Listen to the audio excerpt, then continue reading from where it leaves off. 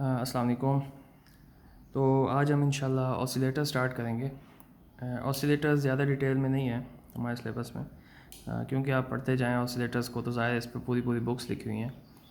हम इसको थोड़ा सा ब्रीफली देखेंगे just to have an idea कि ऑसिलेटर होता क्या है, काम क्या करता है और क्या क्या इसकी टाइप्स हो सकती हैं। तो सबसे पहले तो एक जो बेसिक कॉन्सेप्ट है ना, जो बेसिक प्रिंसिपल है ऑसिलेटर के पीछे, ज़रा वो समझने की कोशिश करते हैं। जब लास्ट टाइम मैंने आप लोगों को कंट्रोल सिस्टम्स पढ़ाया था तो कंट्रोल सिस्टम्स में आपको याद होगा हम एक बात करते थे, वो ये थी कि यहाँ पर नेगेटिव फीडबैक होता था, ठीक। और मैंने ये भी आपको बताया था कि अगर आपके पास यहाँ पर पॉजिटिव फीडबैक हो तो आपका सिस्टम अनस्टेबल हो जाता है। ये चीज़ आप लोगों को याद होगी, क्योंकि हर दफ़ा फीडबैक में आपके इनपुट के अंदर कोई ना कोई क्वांटिटी ऐड होती चली जाती है और अल्टीमेटली आपका सिस्टम अनस्टेबल हो जाता है। आज हम क्या करते हैं, आज हम ऐसा करेंगे कि इस चीज़ को यूज़ करेंगे अपने फ़ायदे के लिए, ऑसिलेटर बनाने के लिए। बाय द वे ऑसिलेटर्स जो है ना, इसकी बहुत सारी और भी प्रैक्टिकल एप्लीकेशंस आपको देखने में मिलती हैं। जो आपका फंक्शन जनरेटर होता है, इसके पीछे जो बेसिक प्रिंसिपल है वो ऑसिलेटर ही है। इसी तरह ऑसिलोस्कोप जो है ये आपकी इनपुट को यूज़ करके, मतलब उसके पीछे जो आपको वेव फॉर्म बनाता है, जो बैक एंड पे जो प्रोसेस चल रहा होता है, वो यही ऑसिलेटर्स के प्रिंसिपल्स ही चल रहे होते हैं। ये चीज़ अभी आपको समझ में आ जाएगी इंशाल्लाह थोड़ी देर में।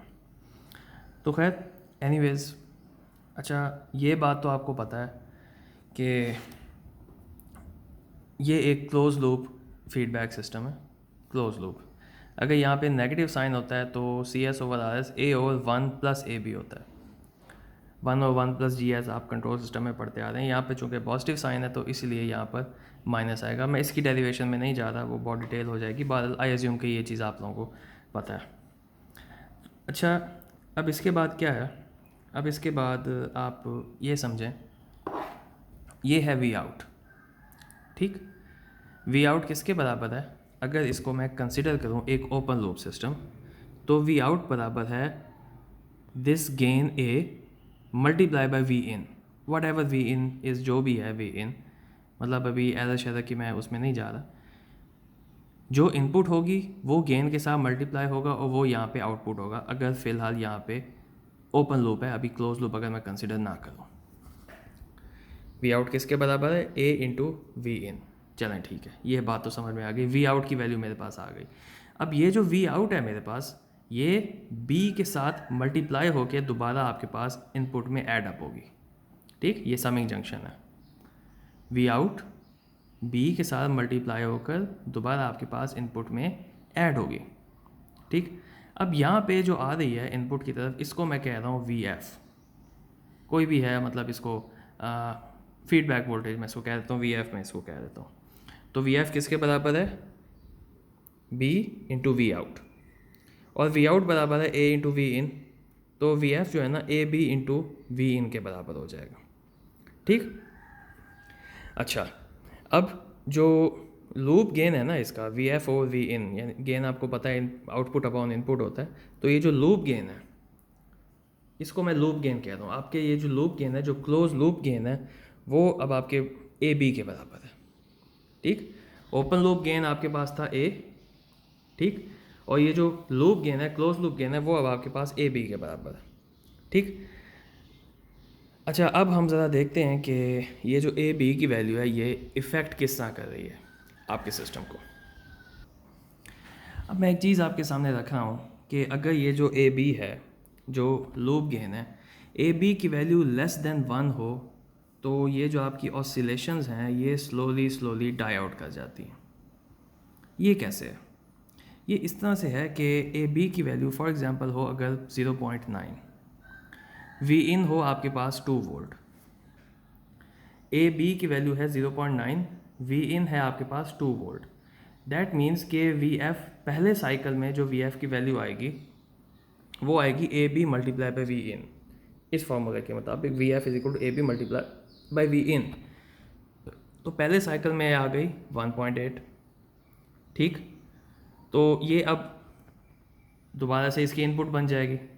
अब क्या होगा, अब दूसरे साइकिल में ए बी मल्टीप्लाई बाय 1.8, तो ये 1.62 हो जाएगी। तो ये अल्टीमेटली हर साइकिल के अंदर ये वैल्यू कम होती चली जाएगी अगर आपका ए बी लेस देन 1 हो, राइट। तो ये अल्टीमेटली जो आपकी वेव फॉर्म है ना, ये डाई आउट हो जाएगी, ठीक।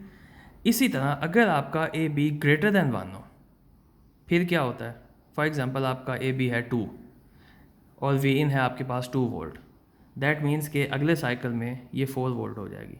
उससे अगले साइकिल में 4 मल्टीप्लाई बाय 2 ये 8 वोल्ट हो जाएगी। उससे अगले साइकिल में 8 मल्टीप्लाई बाय 2 ये 16 वोल्ट हो जाएगी। आपकी जो ऑसिलेशंस हैं ये बढ़ती चली जाएंगी। तो ये है वो कंडीशन जब आपका ए बी ग्रेटर दैन 1 हो। अब एक तीसरी कंडीशन है, वो क्या है कि अगर ए बी आपका इक्वल टू 1 हो तो फिर आपका वी एफ और वी इन दोनों सेम होते हैं।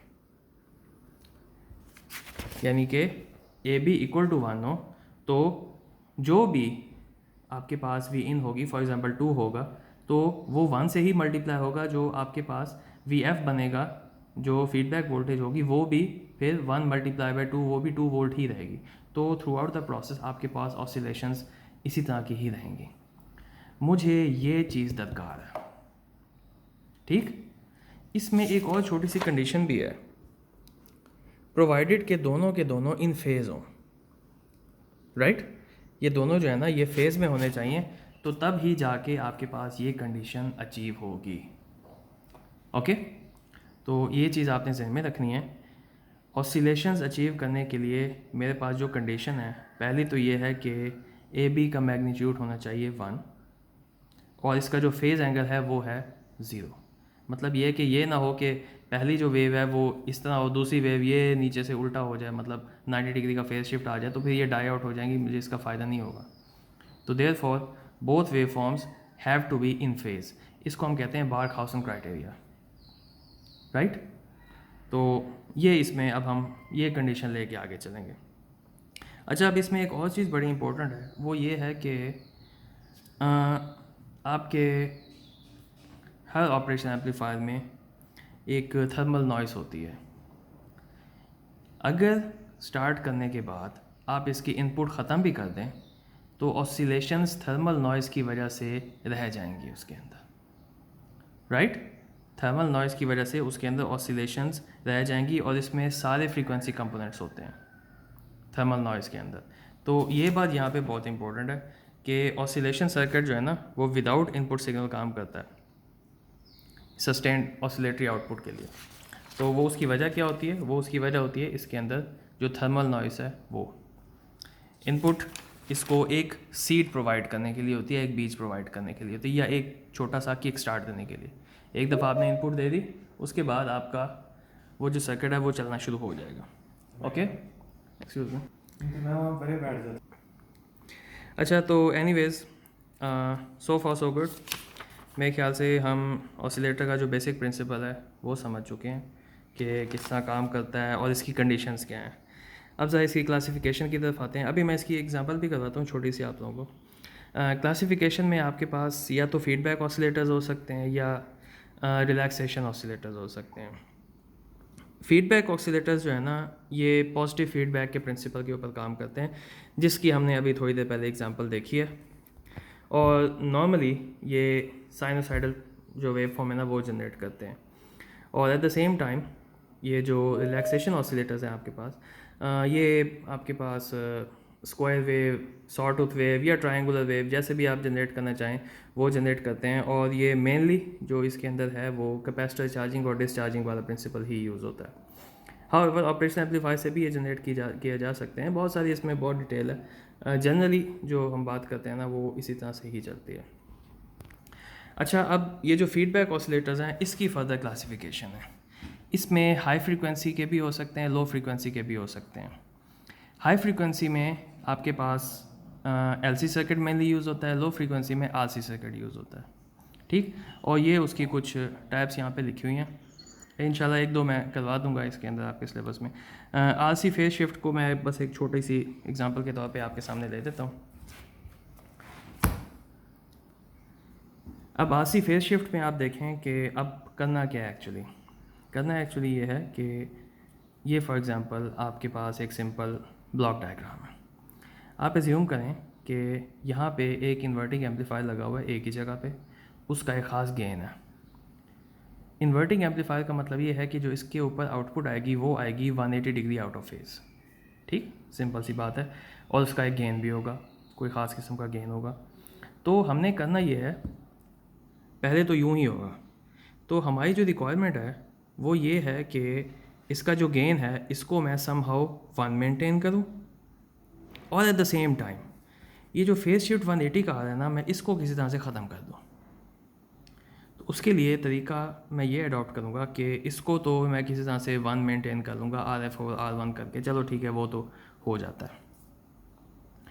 और ये जो 180 डिग्री का फेज़ शिफ्ट है ना, ये 180 डिग्री का फेज़ शिफ्ट किस तरह मैं मेंटेन करूँगा, मैं यहाँ पर एक RC सर्किट लगाऊँगा, ठीक, इधर, और एक और 180 डिग्री का उसके अंदर फेज़ शिफ्ट लेके आऊँगा, ताकि जब ये दोनों यहाँ आपस में ऐड अप हों तो फिर क्या हो, फिर 180 360 हो जाए और आपका जो फेज़ शिफ्ट है वो ज़ीरो हो जाए। 360 का मतलब ज़ीरो ही होता है। अच्छा जी, चलें अब इसको आगे लेके चलने से पहले एक छोटा सा मैं रिव्यू करा दूं आपको RC सर्किट का। RC सर्किट तो आपने भी पढ़ा होगा, साथ साथ ही आ जाओ आप भी। ये हमारे एक स्टूडेंट भी बैठे हैं, इनको भी साथ बता देते हैं। खैर इनको मैं ज़रा थोड़ा स्पीड में बताऊंगा क्योंकि ये पहले जानते हैं इस चीज़ के बारे में। तो ये सिंपल आपके पास एक RC सर्किट है। इस RC सर्किट के अंदर अगर हम लोग इसका गेन कैलकुलेट करें, V आउट ओवर V इन, वो आपके पास बनता है R ओवर R माइनस जे XC। ठीक, XC क्या है आपके पास, इम्पीडेंस ऑफ कैपेसिटर, R तो वैसे के वैसे रेजिस्टेंस वैसे ही होती है। तो इसको मैंने थोड़ा सा ना सिंप्लीफाई किया है। XC 1 ओवर ओमेगा C होता है, तो ये 1 ओवर ओमेगा C अलग हो गया। इसी तरह R को मैंने समहाउ अलग कर दिया ताकि ये मैं phase angle 0 minus tan inverse की फॉर्म में लिख सकूँ इसको आराम से, क्योंकि ये बड़ी आराम से नीचे डिनोमिनेटर के ऊपर रियल पार्ट इमेजिनरी पार्ट अलग हो गया। चलें जी, ठीक हो गया। तो ये 0 minus tan inverse -1 over omega C R, सो फार सो गुड। अच्छा, तो अब 0 माइनस है और इधर भी माइनस साइन है, दैट मीन्स कि मैं सिंपली इसको positive tan inverse 1 over omega C R लिख सकता हूँ। चलें जी, यहाँ तक भी ठीक हो गई बात। और इसका जो फेज़ एंगल है वो फिर ओमेगा C आपको पता है सिंपली XC के बराबर है, तो इसको XC मैं यहाँ पे लिख दूंगा 1 ओवर ओमेगा C, तो ये XC ओवर R यहाँ पे आ जाएगा। अच्छा जी, ये तो हो गया फेज़ शिफ्ट कैलकुलेट करने का तरीका। मैंने अब इन्हीं के अंदर ना कुछ मैनिपुलेशंस करनी है, इन्हीं के अंदर कोई कार्रवाइयाँ करनी है। अब सोचने की बात ये है कि यहाँ पर जो R है, अगर R की वैल्यू हो जाए 0 तो क्या ख्याल है, टेन इनवर्स 90 डिग्री हो जाएगा? 1 ओवर 0 इन्फिनिटी होता है ना, टेन इनवर्स 90 हो जाता है। तो R की वैल्यू अगर मैं यहाँ पे आराम से 0 लगा दूँ तो ये मेरे पास 90 हो जाएगा। 90 और 90 अगर मैं इन दोनों को कैस्केड कर दूँ आपस में तो 180 डिग्री का फेज़ शिफ्ट मेरे पास आ सकता है। लेकिन मैं ऐसा नहीं करूँगा, क्योंकि अगर मैंने R कर दिया 0 तो फिर मेरा जो गेन है वो तो रहेगा ही नहीं, मुझे तो उसका कोई फ़ायदा नहीं होगा। मुझे अपना गेन भी मेंटेन करना है साथ में। तो इसके लिए अब हमने क्या करना है, हमने इनकी वैल्यूज़ इस तरह से एडजस्ट करनी है कि मेरे पास 60 डिग्री का फेज़ शिफ्ट आए हर स्टेज पे, और मैंने 3 स्टेजेस आपस में कैस्केड कर दी, कैस्केड अलग चीज़ हो, कैस्केड कर दी हैं, सीरीज़ में लगा दी या वॉट एवर, 3 स्टेजेस। तो ये 60 60 60 ये तीनों मिलके आपस में बन जाएगी 180। और ये जो मेरा यहाँ पे मैंने अभी सोचा था थोड़ी देर पहले, आपको तो नहीं समझ आ रही होगी, कि पहले इन्वर्टिंग के बाद 180 आएगा, उसके बाद दोबारा यहाँ पे डिनोमिनेटर पे फीडबैक पे मैंने एक RC लगाया 3 स्टेजेस, और उसका भी एक 180 आया, तो ये एडअप हो के मेरे पास 0 हो जाएगा। जो मैंने पीछे बात की थी, अब ये उसको प्रैक्टिकली देखो। ये ऊपर आपके पास एक इन्वर्टिंग एम्पलीफायर है, और ये जो नीचे 3 स्टेजेस अभी थोड़ी देर पहले मैंने जिक्र किया ना 3 स्टेजेस का, ये 3 स्टेजेस यहाँ पे एज ए फीडबैक यूज़ हुए हैं। अब ये जो ऊपर इन्वर्टिंग एम्पलीफायर है आपके पास, ये इन्वर्टिंग एम्पलीफायर एक गेन जनरेट करेगा, at the same time 180 degree का फेज़ शिफ्ट जनरेट करेगा। कंडीशन मेरे पास 2 थी, एक तो ये कि द गेन का जो मैग्नीट्यूड है AB का वो होना चाहिए 1, AB का, A की बात नहीं कर रहा कि सिर्फ A का मैग्नीट्यूड 1 होना चाहिए, A इंटू B का मैग्नीट्यूड 1 होना चाहिए, और इसका जो फेज़ एंगल है वो होना चाहिए 0। तो अब यहाँ पर क्या सिचुएशन है, यहाँ पे मुझे अभी इसका गेन नहीं पता। अलबत्ता एटेनुएशन के ज़रिए जब मैं इनकी वैल्यूज़ एडजस्ट करता हूँ तो मुझे पता चलता है कि ये जो डिनोमिनेटर है ना, इसका गेन आपके पास आता है 1/29। 1/29 ये जो सर हमने 180 नहीं गेन की बात कर रहे हैं। ठीक है, एक मैग्नीट्यूड है और दूसरा आपके पास फेज एंगल है। ठीक है।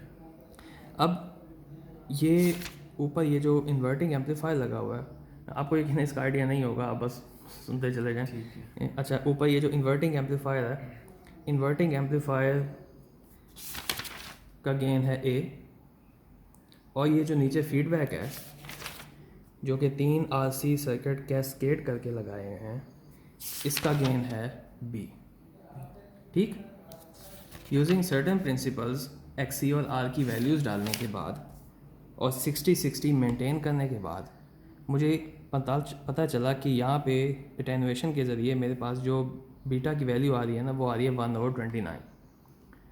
A B को 1 करने के लिए मुझे ऊपर जो A स्टेज है ना, इसको करना पड़ेगा 29। फेज शिफ्ट की बात हमने हल कर ली। हमने कहा कि ऊपर ये जो इन्वर्टिंग एम्पलीफायर था, इसमें 180 का फेज शिफ्ट आ रहा था। मुझे समहाउ जो नीचे फीडबैक है इसको भी 180 करना था। उसको मैंने किस तरह हल किया, 3 RC सर्किट्स को आपस में कैस्केड कर दिया। फेज शिफ्ट का मसला हल हो गया। अब रह गया मसला आपके पास A B का गेन का। A मुझे करना है 29, क्योंकि B है मेरे पास 1/29, ताकि मेरे पास A भी हो जाए 1। ठीक, B 1/29 होगा, A 29 होगा, तो A B 29 मल्टीप्लाई 1/29 1 हो जाएगा। राइट, तो इस तरह से ना इसके अंदर हमने कार्रवाई करनी है। और ये बस एक एग्जांपल की हद तक बताने के लिए कि भाई ऑसिलेटर इस तरह से काम करता है। सर A RC को फेज 1/29 करके B को अगर हम कर दें 29, नहीं, B को 29 हम इस वजह से नहीं कर सकते क्योंकि हमने XC और R की वैल्यूज़ ऑलरेडी एडजस्ट इस तरह से की हैं कि वो 60-60-60 का फेज शिफ्ट दे रहा है। तो एटेनुएशन का ना एक्चुअली एक वो प्रिंसिपल है थोड़ा सा, वो बहुत लंबी सारी कैलकुलेशन है। मैं क्योंकि ऑसिलेटर ना इनको ज़्यादा डिटेल में नहीं पढ़ा रहा अभी। मैं कल सोच रहा हूँ कि एक इसमें से एक वाइन ब्रिज की एग्जांपल करा लूँगा और एक हार्टली या क्रिस्टल ऑसिलेटर की एग्जांपल करा लूँगा। तो वो अटेनुएशन वो पूरे वो 2 सफ़ों की कैलकुलेशन है पूरी की पूरी, मेरे ख्याल से इनको आती होगी वो।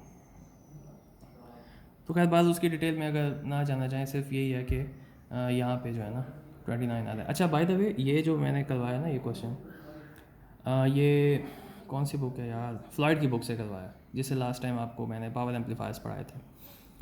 तो क्योंकि बेजाद असवे की बुक में ना ये बड़ा डिफ़िकल्ट और बहुत एडवांस लिखा हुआ है, तो चलें ठीक है, आप इसकी प्रैक्टिस करें, इसको समझने की कोशिश करें।